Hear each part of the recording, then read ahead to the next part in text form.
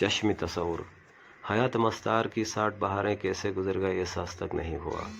शाम सहर लैलो नहार माओ साल बहार खजा सरमा और गर्मा के दायरों में किताब ज़िंदगी के औराक उलटता पुलटता गया।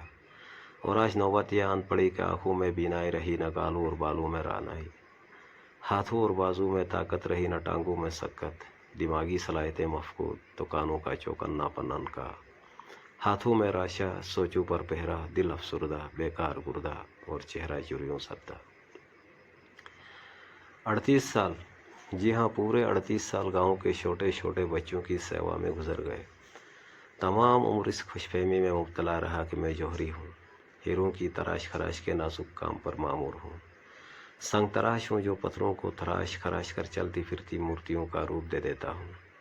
यह खूबसूरत बहाना था जो 38 बरस मेरे संग संग रहा और कभी भी अपने काम से उकताहट और बेजारी महसूस नहीं हुई। यह बहाना ना होता तो महज खानापुरी के लिए घर और मकतब के बीच दौड़ रहा होता। मैं नहीं जानता मेरा ये बहाना और मेरी ये खुशफहमी वजह थी या नहीं। हाँ अलबत्ता इतना अपनी उम्र के इस आखिरी मरहले में बताता चलूँ कि मेरे तराशे गए हीरे आज मुख्तलिफ इदारों में अपनी चमक दमक से लोगों की निगाहें खीरा कर रहे हैं। अपनी अमली ज़िंदगी के आगाज़ में एक सीनियर से सुना था कि उस्ताद बादशाह तो नहीं होता मगर बादशाहगर ज़रूर होता है, और फिर एक और मौका पर कहा था उस्ताद वही के वहीं रह जाता है और शागिर्दों को कहीं से कहीं पहुंचा देता है।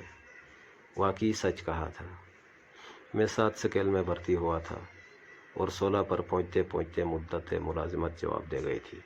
38 साल के तवील अरसे में तरक्की के सिर्फ 9 जीने फलांग पाया था। मेरे शागिर्द वहाँ पहुँच गए जिसका तस्वुर भी महाल था। जी हाँ मैं गुज़िश्ता साल 38 साला मुलाजमत से सबकदोश हो गया हूँ। मैं अपने अहद रफ्ता से मुतमईन भी हूँ और नहीं भी, खुश भी हूँ और नहीं भी।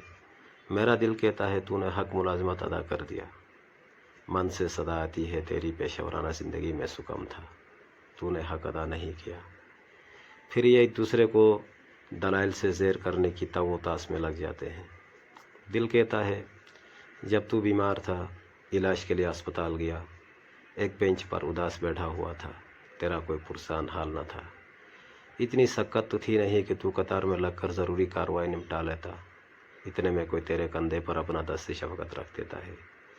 तू सर उठाकर देखता है, डॉक्टर की वर्दी में एक हसीन मुस्कुराता हुआ चेहरा तुम्हारी निगाहों के सामने है। शनासाई की झलक तेरी आंखों में तैरती है और इतने में वो नौजवान मेरे उस्ताद मोहतरम कहकर तेरे गले लगता है। फिर आगे क्या क्या तेरे साथ होता है वो तुम जानते हो।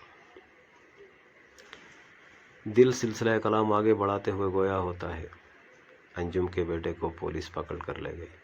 वो बेगुनाह था, नाकर्दा गुनाह की बीट चढ़ गया था वो।